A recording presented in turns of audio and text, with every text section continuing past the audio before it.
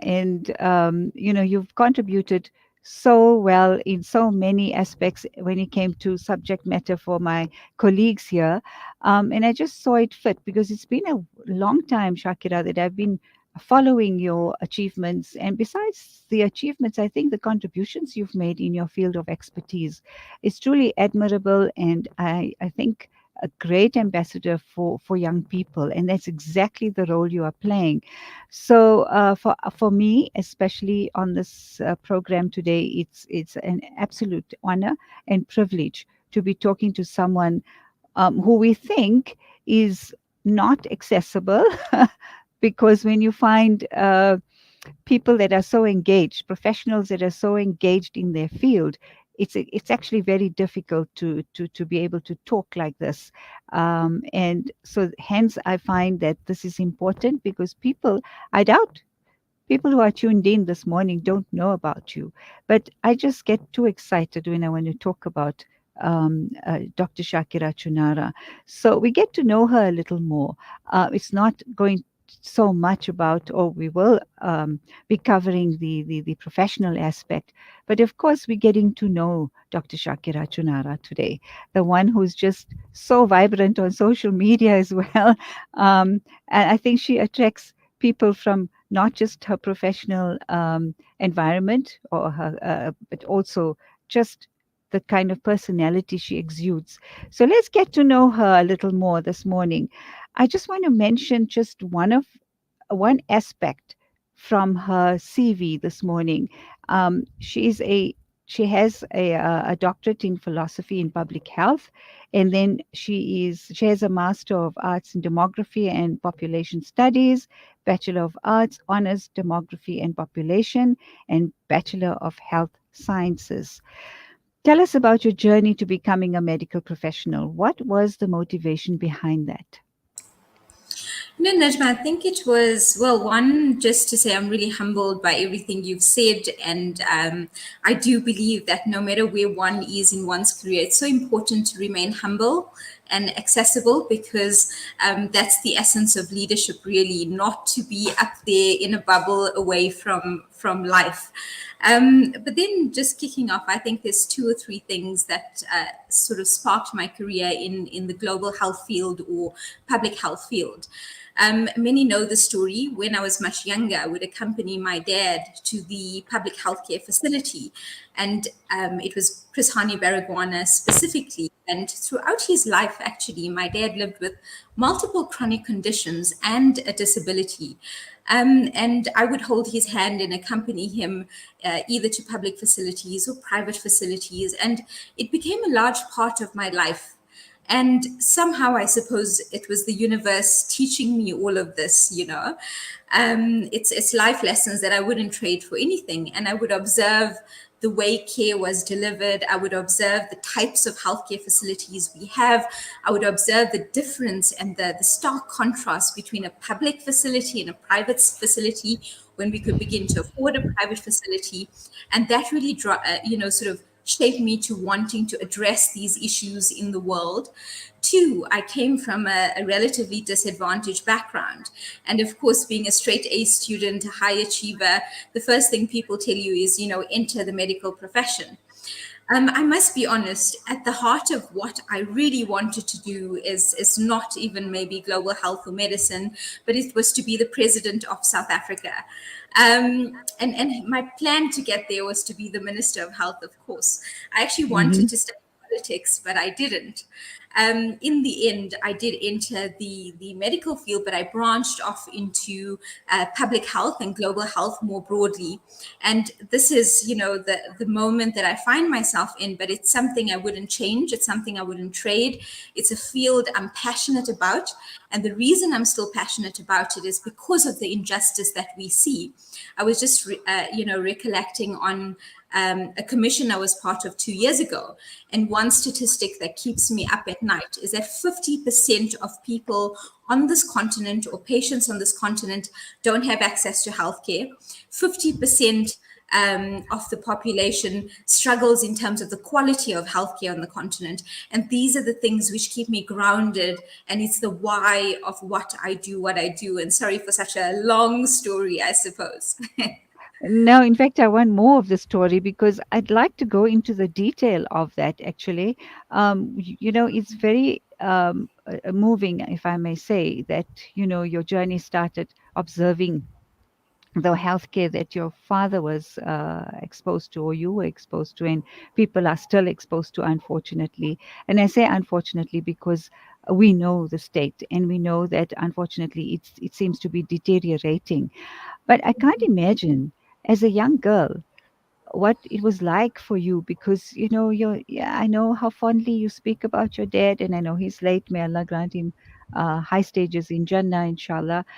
So any child would be so protective and sensitive to, first of all, the illness itself, but going for health care and making sure he gets the best treatment no matter what.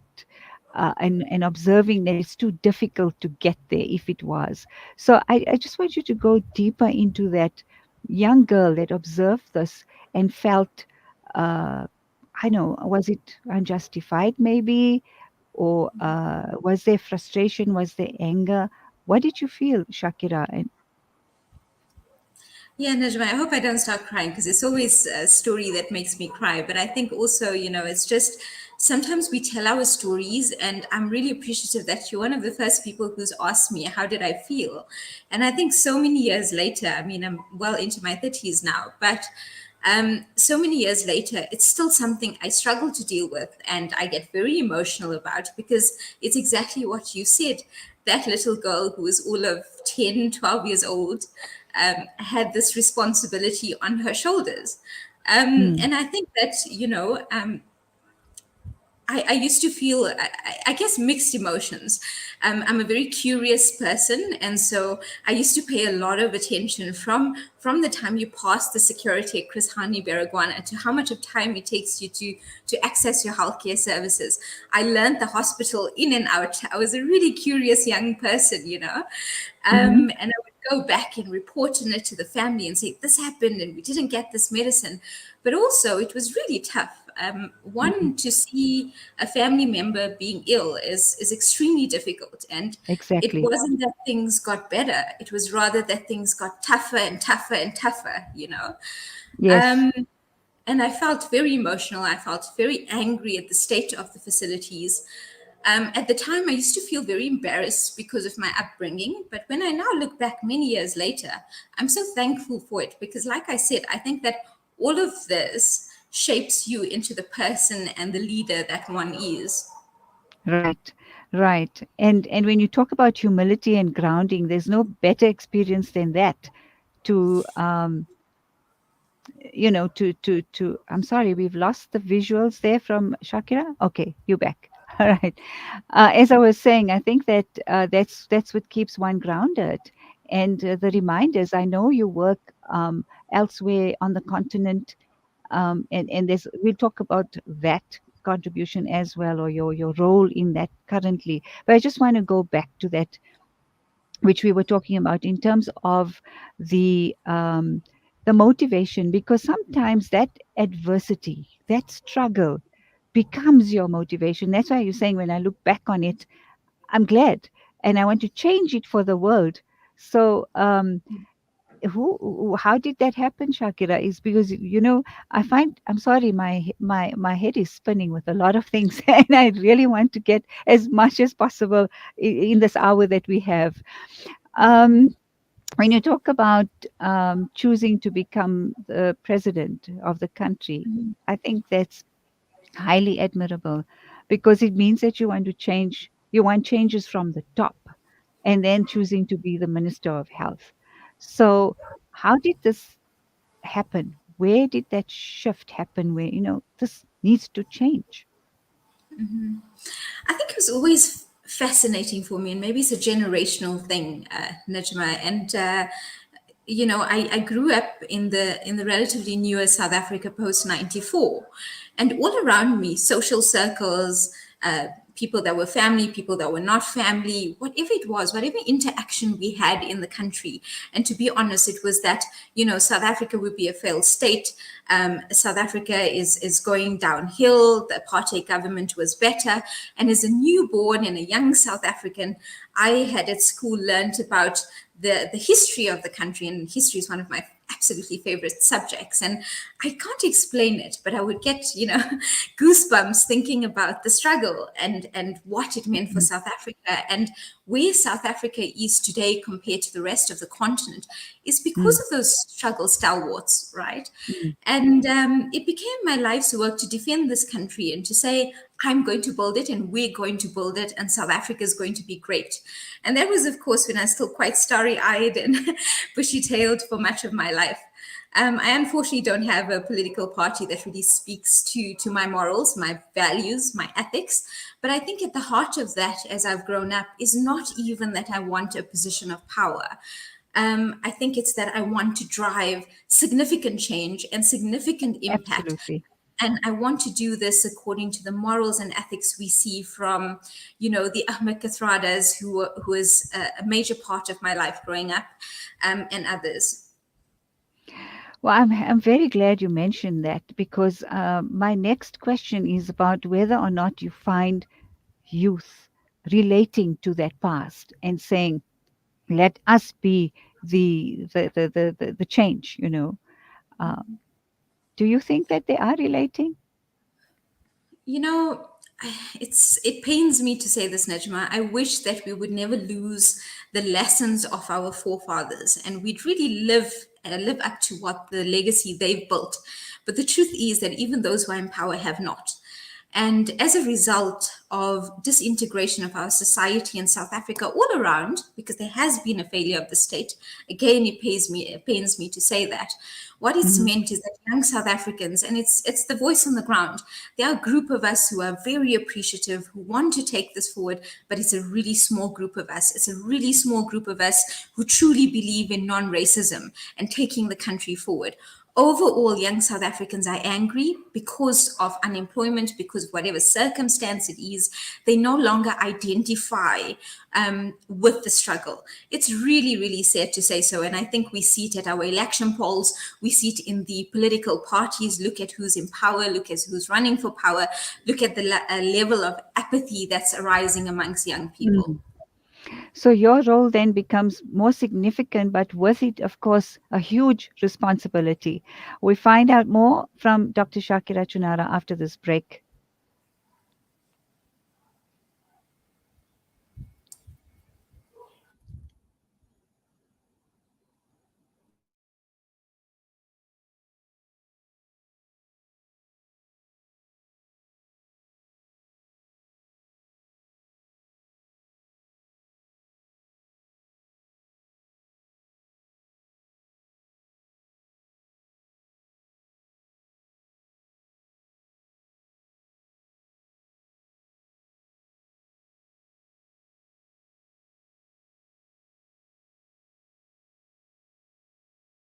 Of course, as part of my beauty routine. After all these years, I've come to appreciate the wisdom in finding comfort and shifa in trusted treatments like Tib Black Seed. You can find Tib Black Seed at all leading pharmacies or find out more at blackseed.co.za. South Africa, are you ready? Penny Appeal South Africa is proud to announce the For Good Tour with Saeed. Coming to your city in November 2022. Cape Town, 19th of November. Johannesburg, 20th of November. Durban, 26th of November. Get your tickets now while seats are available. Tickets via Quicket. Proceeds in aid of Children of the World Project. Contact 031 1100 573 or email info@pennyappeal.org.za. Penny Appeal South Africa. Small change, big difference. Shimmer, sparkle, captivate. Nothing less than a masterpiece. Droplets of gold inspires precious design. Platinum bursts with intricate freshness, and every pure diamond becomes more than just a girl's best friend. Voda Gold Gem Jewelers, where timeless dreams become a reality. Come to us. We tailor-make designer gold, platinum, and diamond jewelry. Trade in or remodel your old gold. Clad yourself with classy name-branded watches. We offer insurance valuation and freezer card calculation. Visit us at 534 Ridge Road, Overport, or call 031 208 9142. Voda Gold Gem Jewelers, manufacturers of fine gold and diamond jewelry. When the perfect blend of stylish decor, exquisite halal cuisine, and warm hospitality come together, it could only mean Albeit Lodge, your true home away from home. Albeit is the ideal heaven for families, business people, and tourists with its 4-star family rooms and other luxurious facilities, conveniently situated close to Port Elizabeth Airport, the beach, and other amenities. Your stay will be truly unforgettable, as you'll be taking home lasting memories of the warm hospitality, the serenity and tranquility that Albeit has to offer. For reservations, call 041 583 6415 or visit www.albeitlodge.co.za. It's a new beginning. It's a new era. Salam Media, humanitarian journalism. Welcome back, and with us is our very special guest, Dr. Shakira Choonara. Dr. Choonara's empathetic outlook and passion for public health care have been shaped by her own experience, which we've just heard. Shakira, why is it important to you that individuals are vocal about their plights? And in what way can this be beneficial?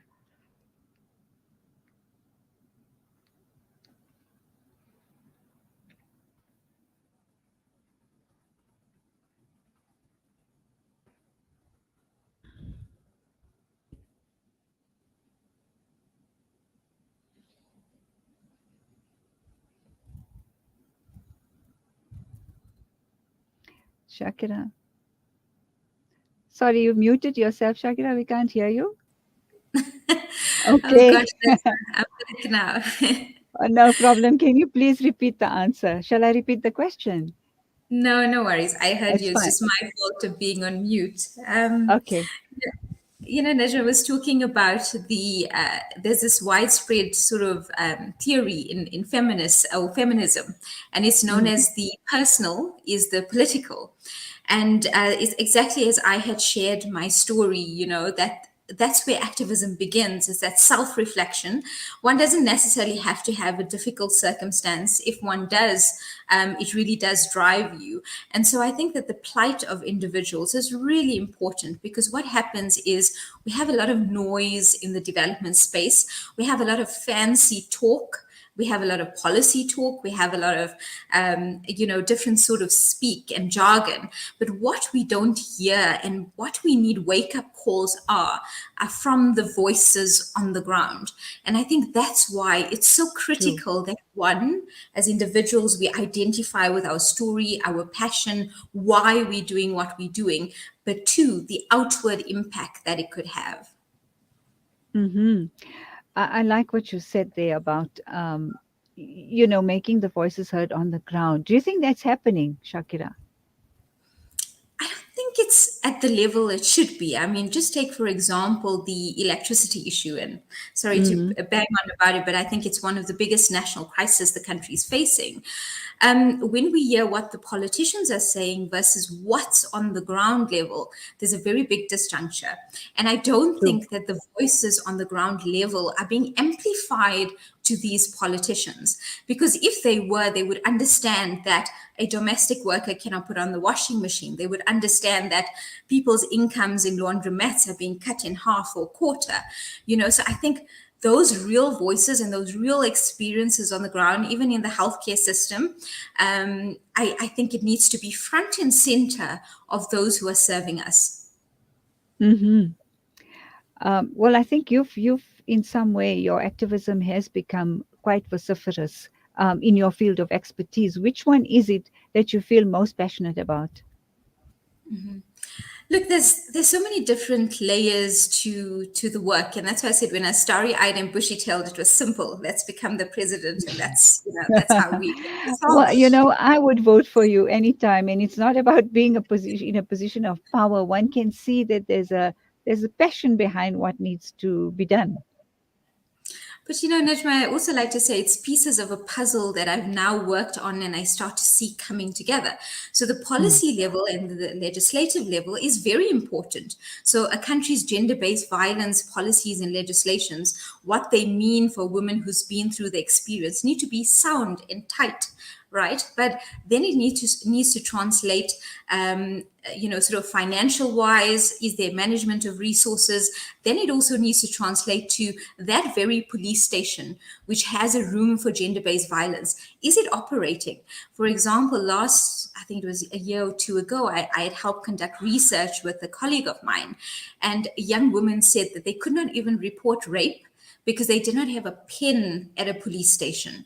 Now, you see what I'm saying is that all of these pieces are so important, from that very entry point of a person, a patient, a human being, which we forget, and then also those True. bigger levels and how it all comes together.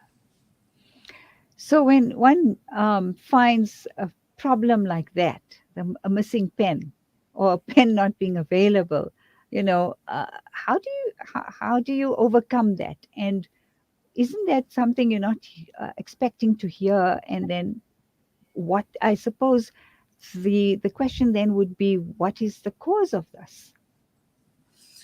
And then it becomes so difficult. So I can give a couple of examples in my career where I was left very frustrated.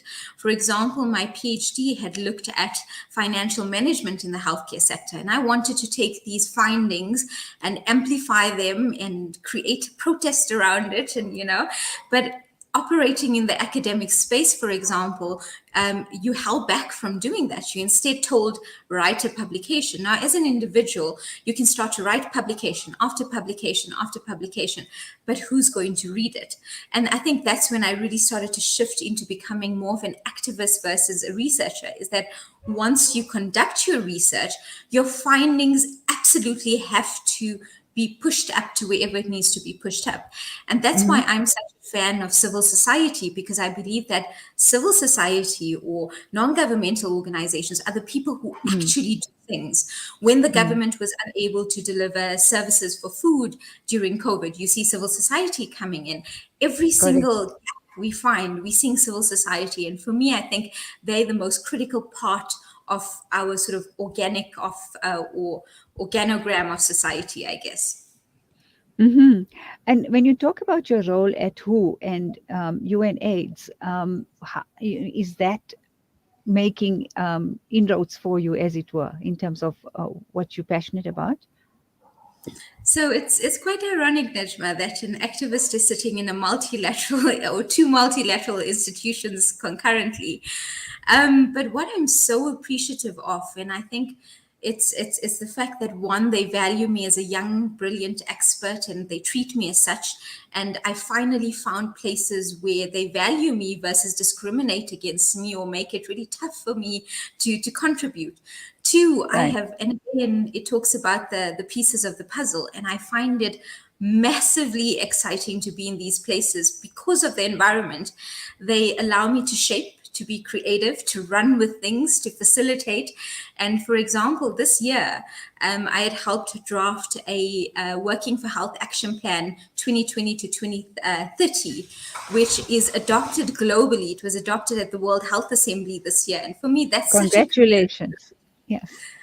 And sorry, Najma, I got so excited there. But yeah, that's such a Yeah. big career highlight, because you see what you're doing translating into a global policy, which is then whatever happens at the World Health Organization gets translated into regional level, national level, and into healthcare facilities, which I think is so incredible. Wow. You see, that's when you give everyone hope. And the hope that I suppose you were thriving on as well to get to that point. Implementation, Shakira, how difficult is that? That's the most difficult. And, Mm. that's why I said, multilateralism has its space in the policy arena. Implementation on the ground is really difficult. And that's where one needs to be in the civil society space, I believe. We see, for example, let's just take a really great example in South Africa, Gift of the Givers. They can Right. literally do anything overnight. no memorandums, no, no, we don't have They say, budget. No, there's a moratorium on vacancies. It's a sense of no excuses. Let's do it. Whereas if you shift to local government, they will give you maybe 2 years of running around until they actually maybe do something. So I think, that's where you see the stark contrast. And that's why for me, I said I started out wanting to be a politician, but I now realize it's not holding a position, it's about driving impact. fantastic. When we come back after this break, we ask Shakira about some insights into her family life and how she is able to maintain a work-life balance.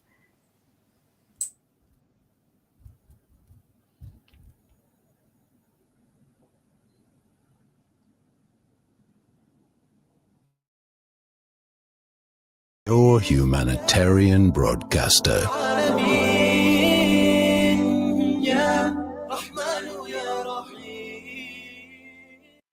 Discover the Africa of your dreams and surround yourself with her spectacular beauty. Relax beneath her serene sunsets and explore wildlife at its natural best. It's where the pride of Africa comes together. The Kwantu Private Game Reserve. Get to know the Big Five or cruise on an elephant safari game drive. Interact with lion and tiger cubs and enjoy world-class halal cuisine while we pamper you during your 5-star stay. Indulge in the true African experience. For reservations, call now on 042-203-1400 or visit kwantu.co.za. The Kwantu Private Game Reserve, the place of gathering.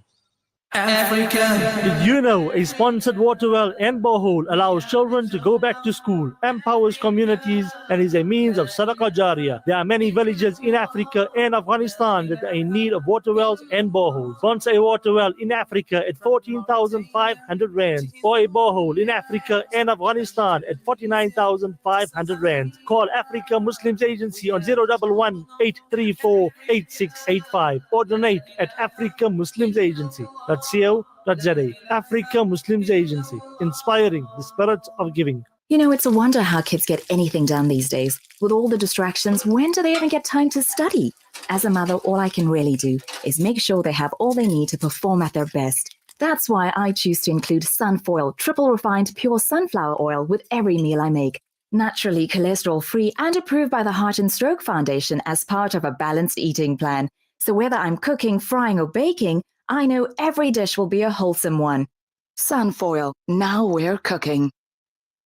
Devastating floods in Pakistan have washed away villages, claimed the lives of more than 1,000 people, damaged nearly 1 million homes, and left over 33 million people in desperate need of help. As the catastrophe unfolds, Islamic Relief is on the ground, reaching people with life-saving aid. Our team are working tirelessly to deliver food and shelter. Your support is urgently needed now to help save more lives. Donate now to Islamic Relief. Listen to something fresh. Listen to Salam Media. We're speaking to multi-award winning public health practitioner, UN Women thematic lead, technical specialist consultant for WHO, Lancet Commissioner on Adolescent Health and Wellbeing, AMREF Health Africa International Board member. This is our guest for this hour in our profile interview, as we do every week on a Monday on Mid Morning Talk with Najma Kota. Just to mention some of the most notable awards and participation in prestigious programs of Dr. Shakira. I'm just looking at the two for this year. That's 2021 and 2022. She has the NCD Child Young Leader. That's an award and a recognition. Global Youth Mobilization Mentor. And in 2020, 50 Most Powerful Women in South Africa. So we do have a very special, dynamic, powerful woman with us here this morning on Salam Media. So before the break, the question was about work-life balance and a bit about your family life. Mm-hmm. Najma, I think if you can show me a person who has work-life balance and able to juggle it all, I will be very impressed. It may just be the likes of Jay Shetty or one of those, sort of motivational speakers, I guess. Hmm. Increasingly over time, I used to always have a relatively good work-life balance. This year has been incredibly demanding. I had always been based at the World Health Organization.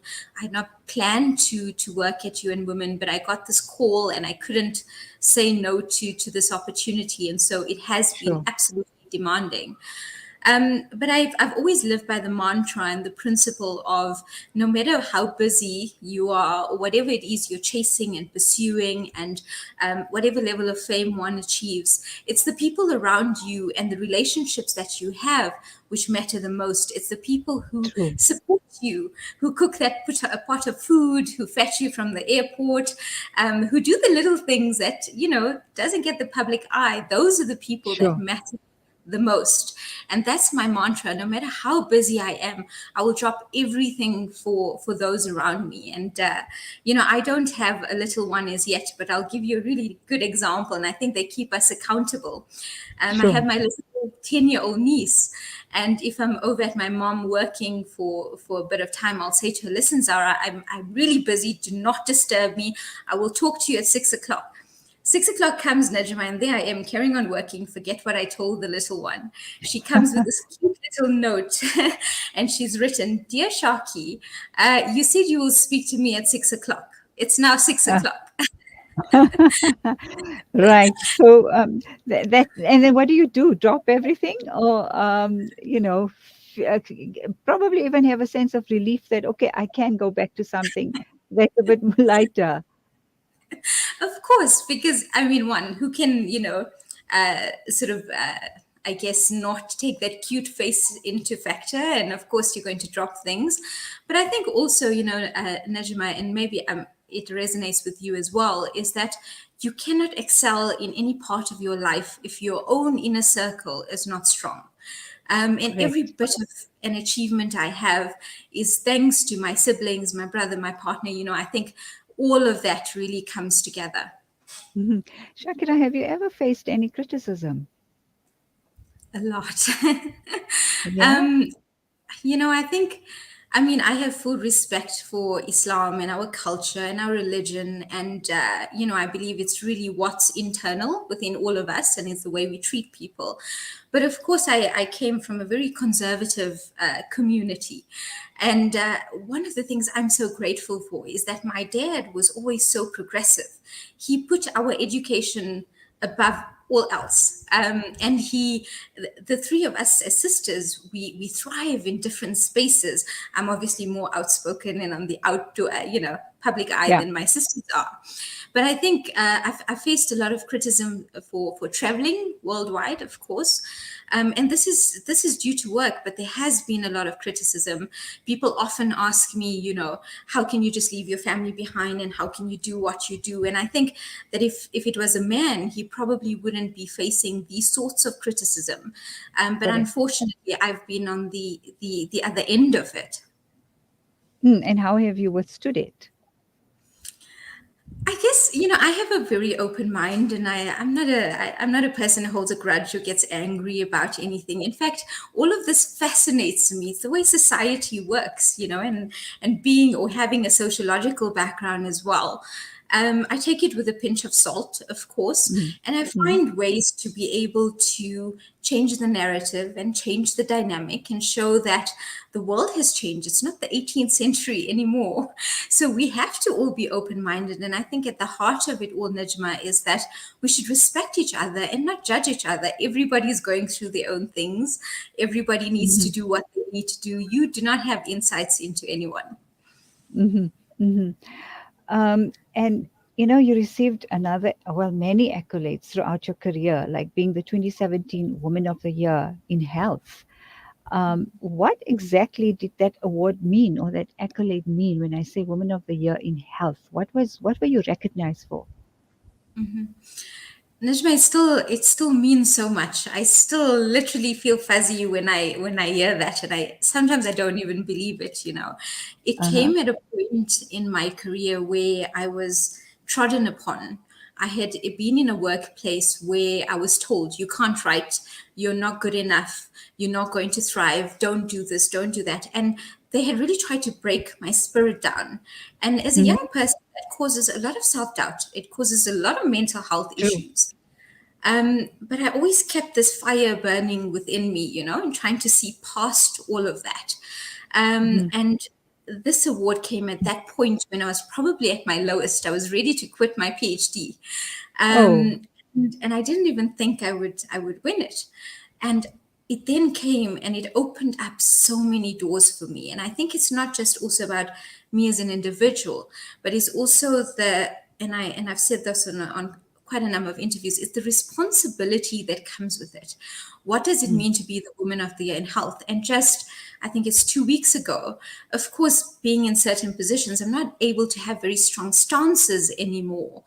Mm. But what the MEC for Health in Limpopo did against that patient, Mm. I said it's my responsibility. No matter what, I will speak out, no matter the consequences. And I think that's what it means to me is how do you really lead? How do you do so authentically and do so Right. as a very strong woman? Hmm. So your doctorate study, it's interesting that it has Doctor of Philosophy, Public Health. How did that come about? How did you choose that as your dissertation subject? I think it's also not that I chose public health, but the public health found me. Oh yes, we know. Right.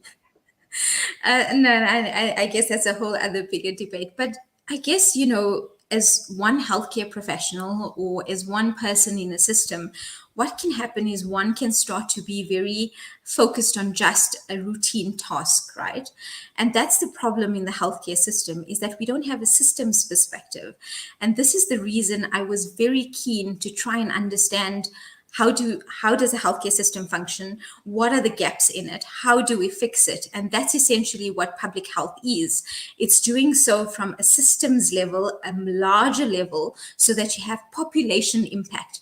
One example we all have lived through is COVID-19. The response of government to that is a public health response. And so Mm. that's really, it gets my juices flowing. It's my bread and butter. It's the center of all that I do, and I don't see myself ever transitioning away from it. Okay, now when I was looking at your other qualifications and your most recent one, acting level 1 and 2 in Market Theatre South Africa 2020 2022, I am interested in if I got the character right, Vera. uh, do, there's well, I can understand it from where your strengths lie in terms of your intellect. So you are an academic, but you needed this artistic. You have that sort of balance there, and it stands out quite beautifully in the way you portray the character and your talent, as it were. So tell us how that happened. Najma, I think we all have these dreams, and sometimes they just live in our head and we don't act on them. And I've always had the Mm. serious side, and my circumstances had forced me to follow the serious side. But I've also had this creative side and the side that just enjoys other sorts of things. And also, speaking a little bit earlier to work life balance, one also wants to take care of oneself. And Correct. part of taking care of oneself is, doing the exercise or whatever it is. But for me, taking care of that myself was growing up. I had always, and this is slightly funny, I'd always wanted to be Oprah and have my own TV show. Great. And and I thought to myself, it's about time I do this. And I registered for acting class. It was just before the pandemic, but I am surprised at just the journey of it. And Mm. it's been incredible. And youth across the continent have taken to this character as well. In fact, they ask for the character versus me a lot of the time now. But I think that's so Yeah. exciting. Yeah, I find it tremendously uplifting. And again, another example of when you want to make your dreams happen, you can. And it's never too late. And signing up for acting class is even something else. We never think of it. So thanks for shaking us up and saying, you know what, you can actually. And I'm sure it's given you insight into your personality as well, because that's what acting does. We find out after this next break. Types, moving boundaries, joining hands. Salam Media.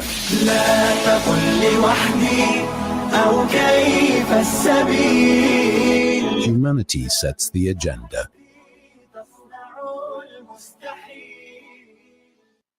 Online schooling? Why not?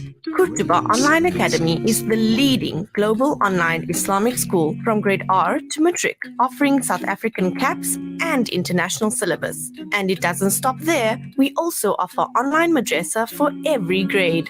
For more information, visit www.kurtubaonline.co.za. Kurtuba Online Academy, the leading global online Islamic school.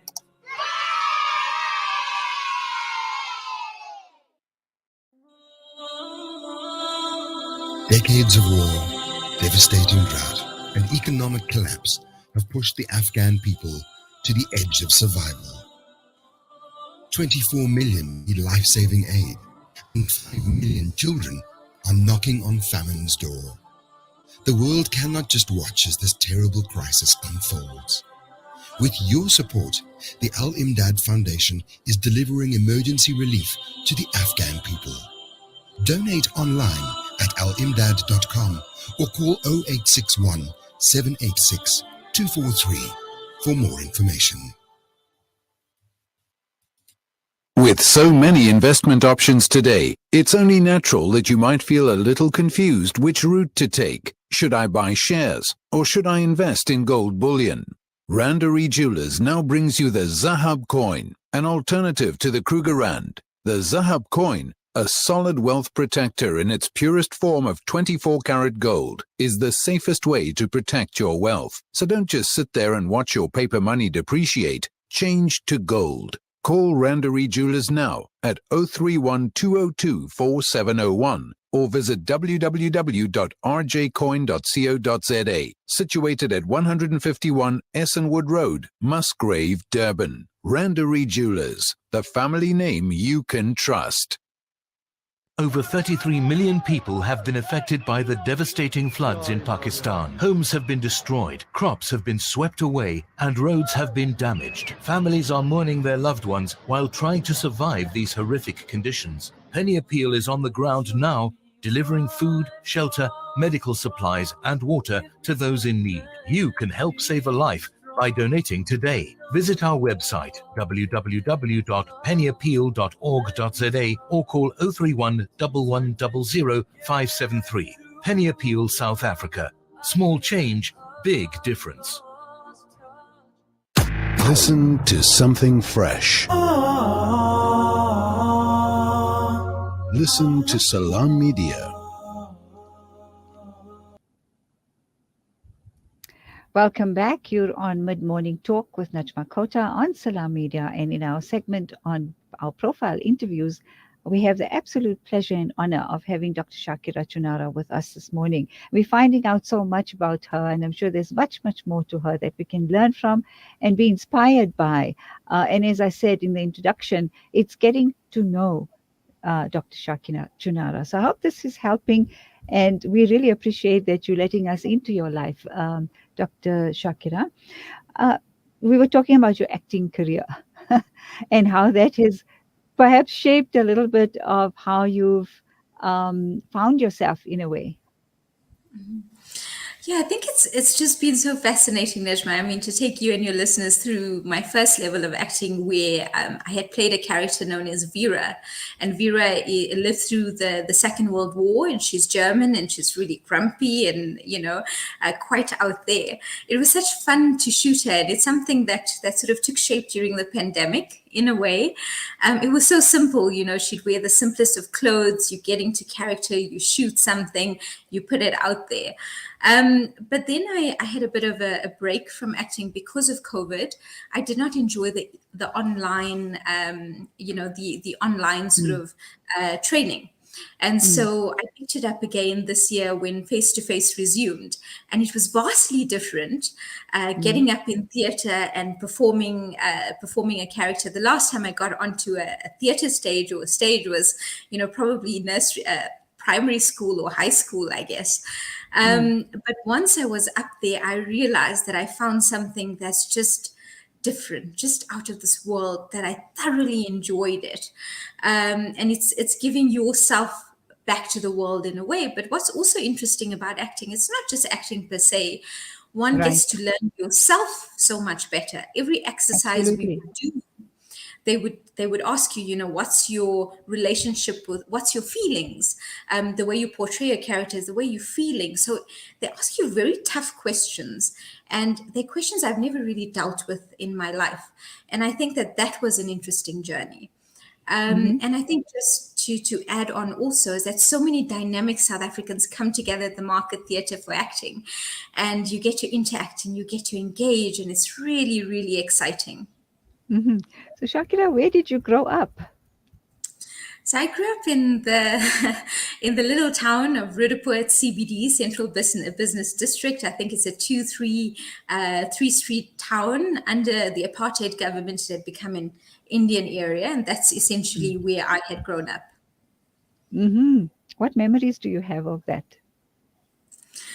Just the best memories, even as I Uh-huh. moved out of Roodepoort and I lived in different suburbs across the city, it dawned on me that I miss the neighbors. I miss people checking on you and asking you questions. And I miss the kids playing in the street. My favorite memories are with my really good friends who are still my friends today. We'd be playing the hide and seek and going to Yes. madrasa. And in Ramadan, for example, that's when I miss it the most, because, that whole sense, that feeling of breaking your fast, and it's so different. I miss that, and only once you move out of there you realize it. And people often say to me, "You're crazy, you miss that," and I said, "I miss that."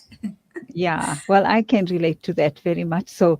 And that what makes us so uniquely South African, doesn't it? And the fact that we grew up in that apartheid system, and we were confined, but we made the best of it. And that's probably why people like yourself have actually become more passionate about what you do.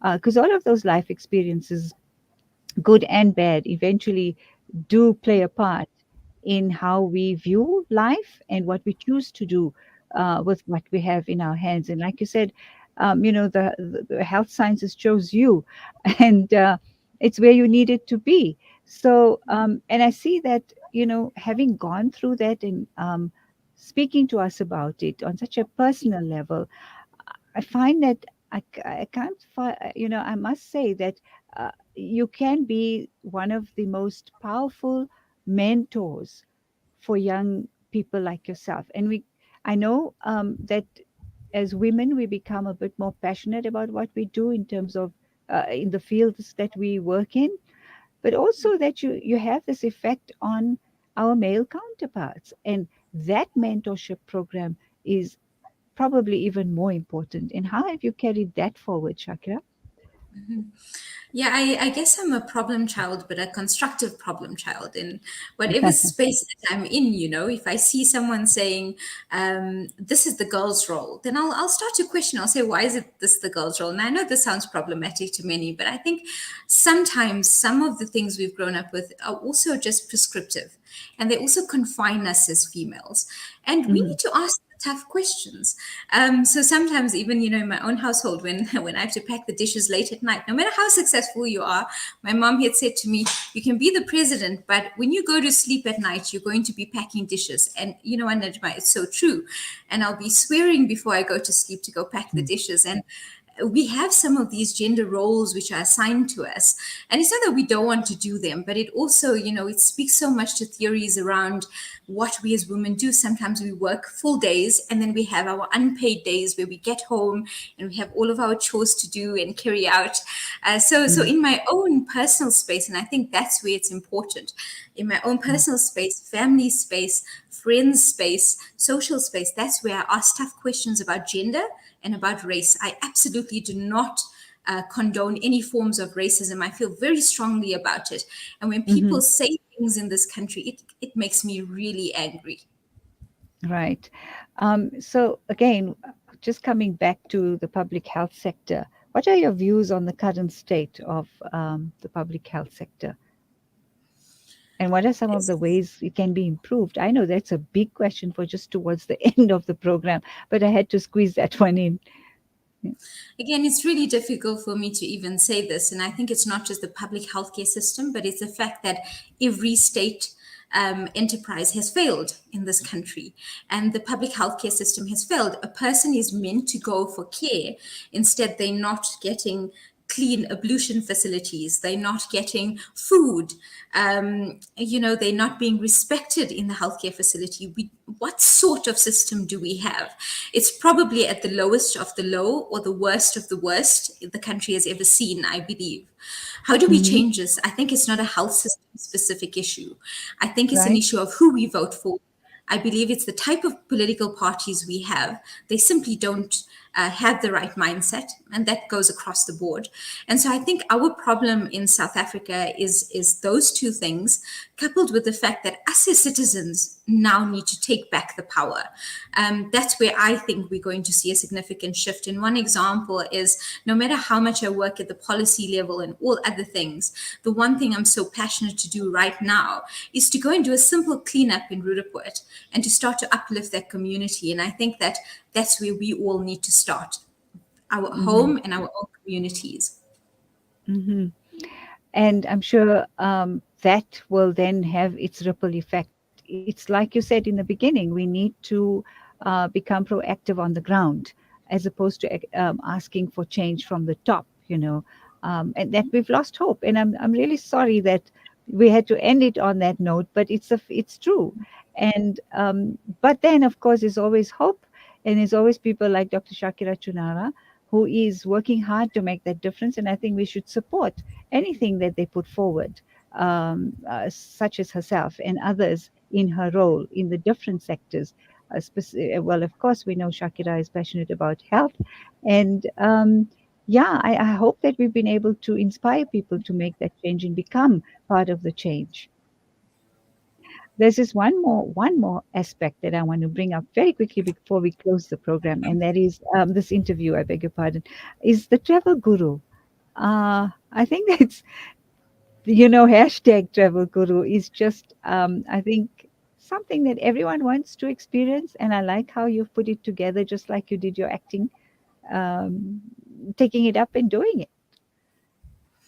Najma, it goes back to my dad, and now we're ending the program. But my dad had said that when you go to a country, go and explore everything, and when you go to a country, go see all the surrounding countries. And so that's what I've lived the past decade of my life doing. I've been so fortunate and privileged to have traveled for work. Part of that work-life balance is whatever country I'm in, I go and explore. I find that hour, I find that time. But for me, it's just so heartwarming because I want to take all of you with me on this journey.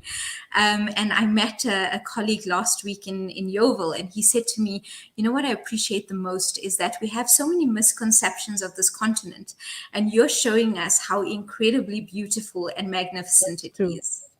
That's absolutely true. Thank you so much, Dr. Shakira Chunara. I don't know how to thank you this morning. It's been an absolute pleasure and privilege to have you on our program this morning. I hope that our viewers and listeners have gotten to know Dr. Shakira Chunara a little more personally, and we thank her for letting us into her life. Jazakallah khair. We wish you every success in everything that you do, inshallah. And we will be following all of your activism so that we can become supporters of whatever it is that you're striving for. Jazakallah Thanks, khair. Najma. It's a pleasure. Assalamu alaikum wa rahmatullahi wa barakatuh. When we come back, we speak to Sayyid Jamaluddin Miri, who is from the International Students of Islamic Psychology. Our topic today is on self-knowledge.